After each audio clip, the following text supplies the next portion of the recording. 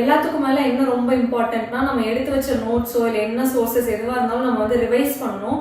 So நீங்கள் வந்து எக்ஸாமுக்கு முன்னாடி உங்களோட ரிவிஷனை வந்து ரொம்ப கிறிஸ்பாக வச்சுக்கோங்க. நீங்கள் நோட்ஸ் எடுக்கிறப்பவே ரொம்ப கிறிஸ்பாக நோட்ஸ் நீங்கள் வந்து எடுக்கிறப்பவே ரொம்ப ஷார்ட்டாக எடுத்து வச்சுக்கோங்க. நாங்கள் வந்து எப்படி ரிவைஸ் பண்ணோம்னா நாங்கள் வந்து டிஸ்கஸ் பண்ணி தான் படிப்போம். ஸோ எல்லாமே மெயின்ஸ் ப்ரிலிம்ஸ் எல்லாமே டிஸ்கஸ் பண்ணி தான் படிப்போம்.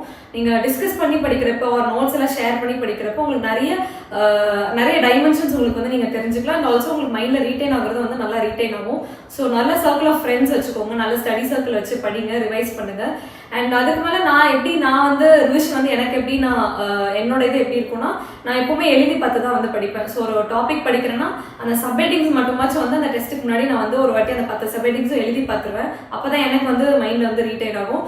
அண்ட் சொல்லி பார்க்கறதுமே நான் வந்து எப்படின்னா நான் எப்படி ஃபாலோ பண்ணுவேன்னா நான் வந்து மெதுவாக சொல்லி பார்க்க மாட்டேன், பொறுமையாக யோசிச்சு சொல்லி பார்க்காம ரொம்ப வேகமாக சொல்லி பார்ப்பேன். அந்த 10 பாயிண்ட்ஸோ இல்லை 15 பாயிண்ட்ஸோ வந்து டக்குன்னு அந்த ப்ரெஷர்லேயே நான் வந்து சொல்லி பார்க்கணும்னு நினைப்பேன். ஏன்னா நமக்கு எழுதுறப்போ வந்து அங்கே பொறுமையாக நமக்கு யோசிச்சு எழுதுறதுக்கு வந்து டைமே இருக்காது எக்ஸாம் அப்போ. ஸோ நீங்கள் படிக்கிறப்பவே வந்து ரொம்ப ரேப்பிடாக நீங்கள் ரிகலெக்ட் பண்ணுறது வந்து வேகமாக இப்போ ஃபீச்சர்ஸ் ஆஃப் இந்தியன் கான்ஸ்டிடியூஷனோ இல்லை ஏதோ ஒன்று இருக்குன்னா அந்த 10 சப்ஹெட்டிங்ஸும் ரொம்ப ஃபாஸ்ட்டாக நீங்கள் வந்து சொல்லி பாருங்க. இந்த ப்ராக்டிஸ் வந்து நீங்கள் இங்கேயே படிக்கிறப்பவே ஃபாஸ்ட்டாக சொல்லி பார்த்தீங்கன்னா உங்களுக்கு அங்கே எழுதுறப்போ வந்து அந்த ஃபாஸ்ட்னஸ் வந்து ஈஸியாக உங்களுக்கு வந்து ரேப்பிடாக எழுதுறதுக்கு வரும்.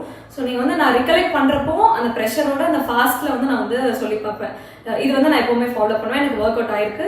நீங்கள் வந்து ட்ரை பண்ணி பாருங்கள்.